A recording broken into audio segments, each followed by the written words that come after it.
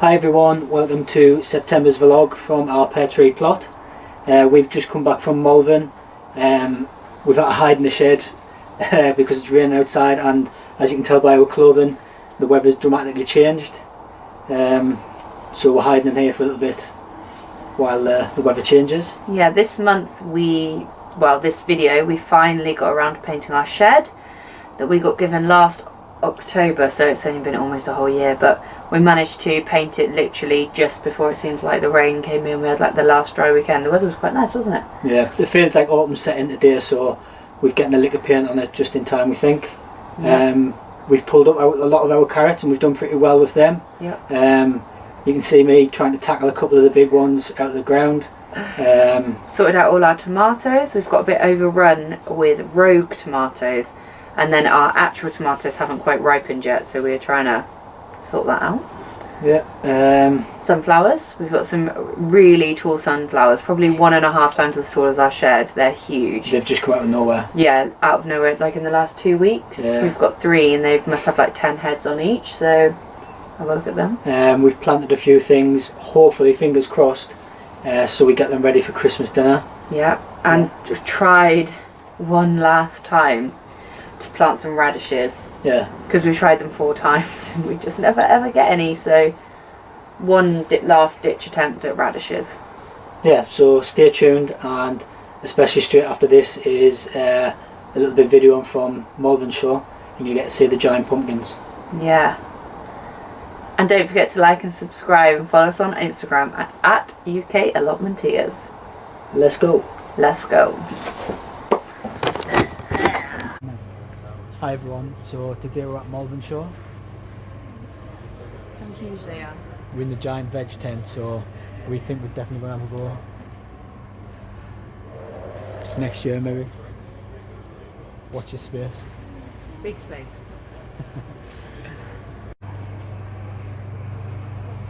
So these are the heaviest squash.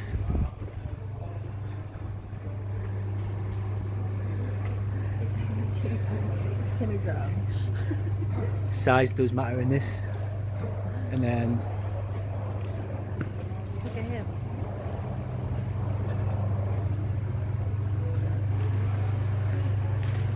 And that's the winner of the heaviest pumpkin. So this is the marrows, and then you've got the biggest cabbage, which is this one here.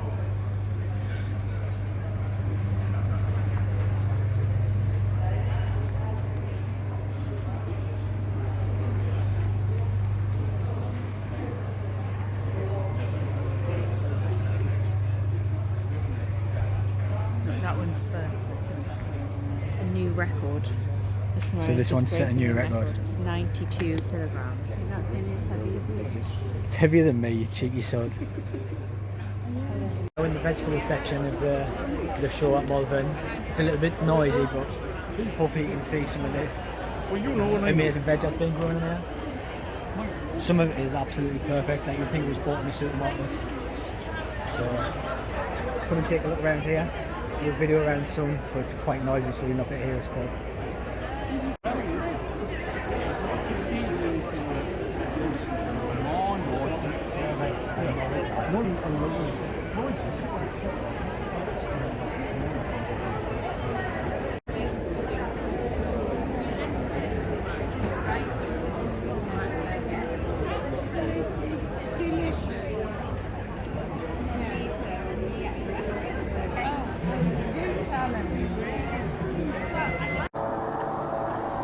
Right, so one of our priority jobs before the weather starts getting a bit wetter is giving this a bit of a paint. We donated the shed last year when we got the allotment, and it's sat on the ground for a while, so it's starting to wear a little bit thin.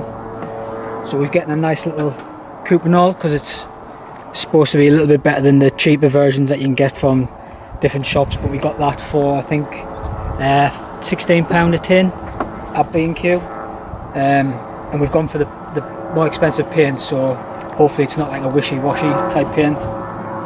Give it a quick sand down, and that's about it.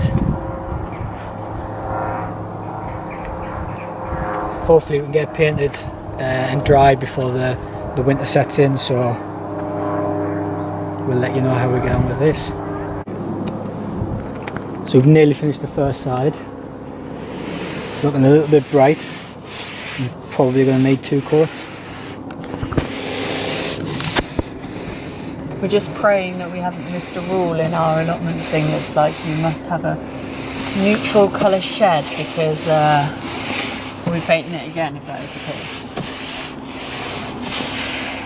There's a few like bluish ones around. There's one in the bottom corner where somebody's literally just spray painted their whole shed silver. So hopefully it's fine.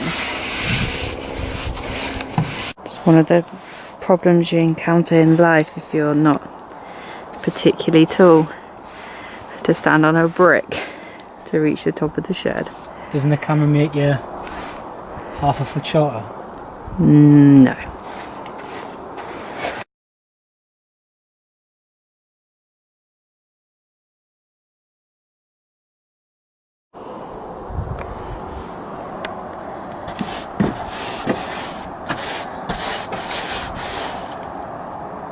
Hello there. So we've just nearly finished the first coat all the way around the shed. The paint's gone on pretty well. It's covered most of the green, but we're going to let it dry and get a second coat on and see how it looks. We've used 1 tin of the 2.5 litres so far, so a 10 foot by 8 foot shed needs about 2.5 for 1 coat, 2.5 litres, and then we're just going to go through the rest. We're going to do these bits over again in this colour that they are already. The like muted clay, which is what we have on our planter, and then we've bought the bits to do the edgings on here. I'm going to paint this bit white and do the edgings on there again. Perry's got a few little ideas to make the front look cute with some white, and yeah, be done.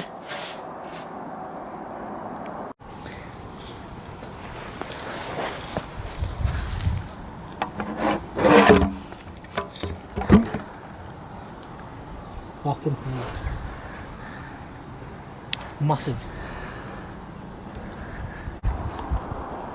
So today we're going to harvest we put rainbow carrots in here, and they're starting to go to seed, so we're going to get them up, install them, make some soups, and also with the tops we've read you can make like a pesto with the carrot tops, so keep them as well.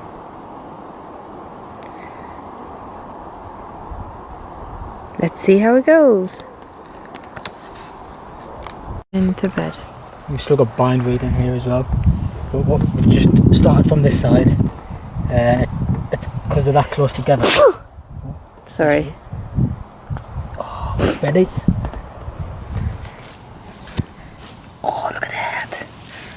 It's another yellow one. Yay! Needed that for the show. That is very yellow. Yeah, really yellow. We were a bit concerned about them getting a bit big because they're sort of losing their flavour a bit, but we're going to use them to bulk out soups and the like. Oh, there's a little purple one. Oh, finally.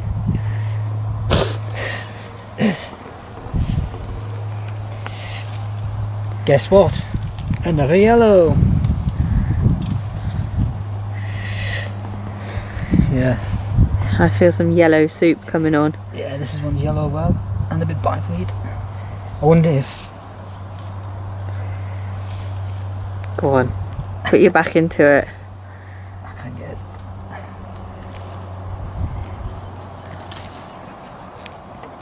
God, it's huge. He doesn't want to come out. Oh, you're going to rip the top off before the carrot comes out.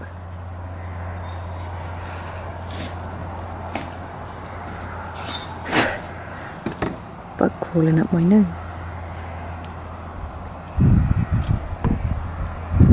Oh no! I'll have to dig around like an artifact. I don't want to snap this one here. Do you need a paintbrush like you find a dinosaur bone? Yeah. Right, we'll come back to this one. But look, 2 more yellow.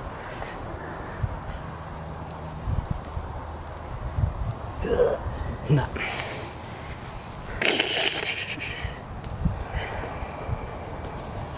To be continued. Yeah, to be continued. We'll be back. We've opted for the trowel method like we did before the show, and we're literally just going to dig around them because they're so far down now. The bottoms are just snapping off. If anybody knows any better ideas, give us a shout. Oh. Yes, another yellow one. It's huge. It's half the size of you. 6 foot. Yeah. A lot of yellow ones though. Now guess what the next one is. Is it yellow? Yeah.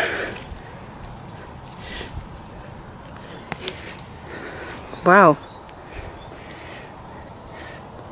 So these are out straight out of the ground.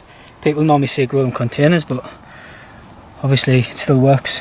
Probably maybe due to the fact that we dug this bed over 5 times. To get the bindweed out. Yeah. This bindweed. Yeah, the bindweed that's everywhere. Yep, that was it. Yeah, don't be scared to grow your carrots in the ground, because they obviously work. But they were the Wilkinson's rainbow pack, weren't they? Yeah, I think so. Not much of a rainbow. Just one end of the rainbow. Yeah. Oh, Oh, orange. what's up, Doc? That one's gone to seed.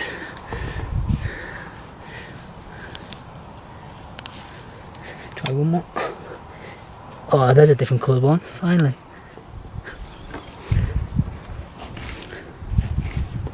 Right next to a white one. Oh, it's yellow. Oh. Shock. See that? Size of that one. Hang on. Whoa. Might need some digging. Shock horror, it's yellow.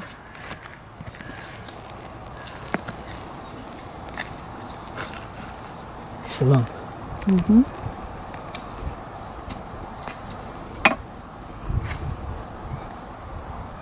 Ready? Mm-hmm. Nice. Yeah. Wow, it's like pinky.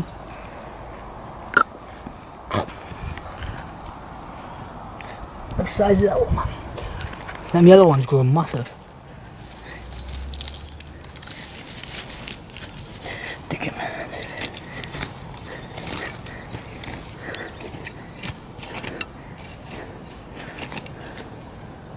It's like digging for treasure.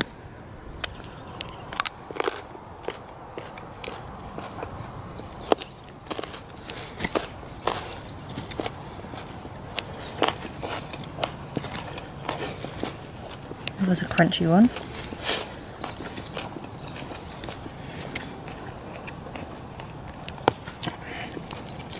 Well, Another big one. Guess the colour. nice rainbow. That's it? Yeah, we'll get it. Go for it. So this is our carrot haul that we've dug up. It took us maybe 20 minutes because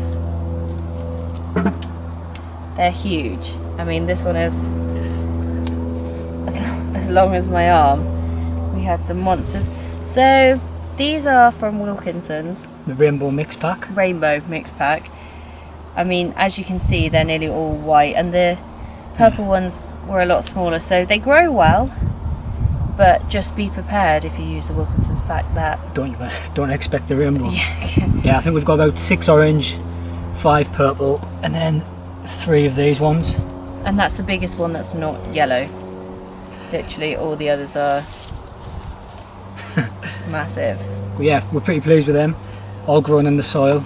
Yeah, and it fell straight. The majority, we had one really big funky one like this, and then maybe 3 that aren't straight. Literally all the rest are obviously not perfectly show straight. Or was it show bench? Show bench. Show bench straight. But to be honest, They're pretty good. they are pretty blinking good for just going in the ground. But we did have to dig this bed over 4 or 5 times to get the bindweed. My mum did it 2 or 3 times, and I did it a few times, so it had a good, you know, the soil was quite, there wasn't much stones in or anything, so maybe that's what happened. But top marks. No carrot fly either, and we think that's probably because we grew some onions right next to them. You can probably see just here, the onions have now, the necks have flopped over, so they're ready to come out. So all we're going to do today, because we've got a few days of sunshine, is just pull them up. Literally just pull them up. And then just leave them to dry for a few days. Sit them back on top of the soil. Leave them to dry. I don't think you can see from there. No. And then have a look. Should be all good. Now you can see. Are you ready? So onions, so just literally pull them up. And because we've got loads of sunshine, we're just going to dry them in place. So yeah, if you're growing carrots, make sure you stick some onion next to them, because ours have grew pretty well. And we also had, on the other side where the bed's empty, we had our white onions. So it was literally white onions, carrots, red onions. So they were really... And Perry hates onions. So these are all for me. So welcome to our tomato bed, which is the top bed. As you can see, the tomatoes have done pretty well this year. So this is the first week in September, and the tomatoes are not going to ripen before the first frost. So what we're going to do today is chop the tips out, chop a lot of the leaves. Nobody sees, like, the bare there. And then also, if you add banana skins, here's one I ate earlier. If you add the banana skins near, it helps ripen them. You're supposed to put the banana skin in with green tomatoes into like a paper bag or like a plastic bag, and it's the gases that come off of the banana that help ripen it. But we're just going to test to see if hanging them near the tomatoes helps ripen them. And that's about it for you. But these have done alright. We've done a bit of a, so you can see just there, we've done a bit of a plastic tub. We put some comfrey leaves in there, and I've written down a bit of a special mix, so maybe next year I'll share with you what I've done, because they seem to have done quite well for outdoor tomatoes. I think we put it in our last video, didn't we? Yeah. So a lot of people have commented on the allotment that my tomatoes have done really well, so hopefully we can do it again next year. Rainbow of tomatoes. Yeah, orange, big Pink. beef, I think they're black cherry. Oh, and another thing is the carrots have worked really well as well in the middle, so in between each tomato row we've harvested them carrots. They were the ones for the show. That's why it looks a bit like a jungle. Yeah, tomato jungle. But yeah, that seems to work pretty well. So these are some of the tomatoes that we're going to use the banana skin for. And then any ones like this, they're not going to fruit before the first frost, so you might as well cut them off, cut the top tips off. But they're pretty good, they've been prolific. Indigo cherry, I think. Sun Gold's definitely another one we're going to try and grow a lot of. You can see loads in there. The Sweet Baby didn't work very well. Not sure what that one was. Black Cherry worked alright. And can you remember what they are, Frankie? Beef Costin Lou or something? Yeah, beef Costa. But they've done pretty well. And maybe a Black Russian, but they've split where they've been irregularly watered. But yeah, that's a tomato bed.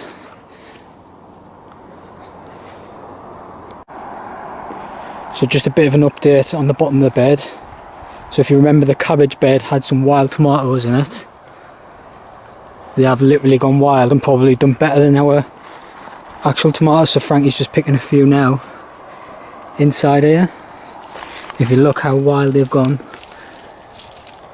All you can see tomatoes as far as the eye can see, and they've grown through our cabbage cage as well, so we can't really take the cage off till we've sorted the tomatoes out. So we're going to be making some soup, some sauce bases, some chutney, spicy tomato chutney. A lot of tomato based products. Anything tomato based is happening this week. our broccoli and that seems to be working alright as well. And then Kale looks really good in here. purple and green sprouts. White kale. Gonna make some kale crisps. Probably eat it with tomato chutney. This bar.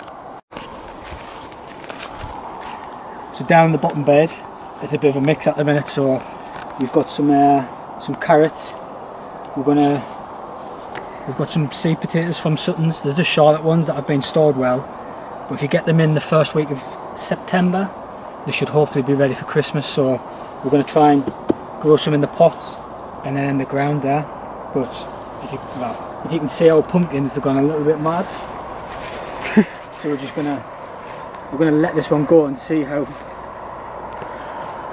Before we went on holiday, it was nothing, was it? They hadn't even come through, and then they've just like absolutely ballooned. So yeah, we're gonna try them in the ground, and then we're gonna try. Oh, look how perfect that is! Ta-da! So that's a container grown carrot. Yeah, just one of them black bins. I'm pretty pleased with that. Are you? Yeah, looks good. So we're going to pull these up, pop half the potatoes in there and half in the ground, and then we'll see which ones grow well. So hopefully they'll be ready for Christmas. So remember, if you want to try and plant them, September the 1st. By the time this video is out, you will have missed it. That's one of our aims, isn't it? To have some things from the plot for our Christmas dinner. Yeah. Challenge. So we're going to try and get the sprouts and potatoes this year, and then we'll see what grows well and how long it takes. Maybe try and store some carrots. I'm well pleased with that. Yeah, so that's a bit of a quick tour on what's gone well and our tomatoes, so that's it. So this little space, we're going to have our 4th attempt at having a go at radish. We got a few packets free in the gardening magazine, so we're not losing out really, so we're just going to have another try. It says till September on the packs. This is the last of our lettuce. I think it's the Radicchio ones. Leave them in, and then we're going to make space where Frankie is now for some cabbage to overwinter, and then this area can be like our little growing area through the winter, and then the rest we can get some green manures in and cover it. So fingers crossed these work, because radish is supposed to be one of the easiest ones to grow, and we haven't done very well this year, have we? Yeah, that's it. So one of our successes is this sunflower. You might have to zoom out a little bit to see how big it is. Goes on forever. It's got like 10 heads. It's pretty cool. Must be, right, obviously I'm short, but it's pretty high, and Can't even get both of you in the same frame. we thought we'd quickly get a video just in case it gets windy or something breaks or blows down, and then we've just found the last of our kohlrabi and they haven't worked at all. Not sure why, but yeah, successes and failures, lessons learned. And Perry blended in with the shed.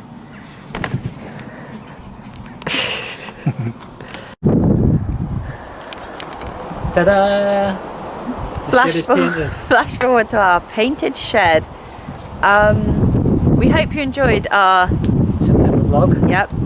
Don't forget to subscribe to our channel. We're trying our best to put videos out every month. It's hard being full-time and not living together in the week, and it's hard work. So, you know, we're doing our best. We should have one in October as well, so I look forward to that, and we'll see you again soon. Bye!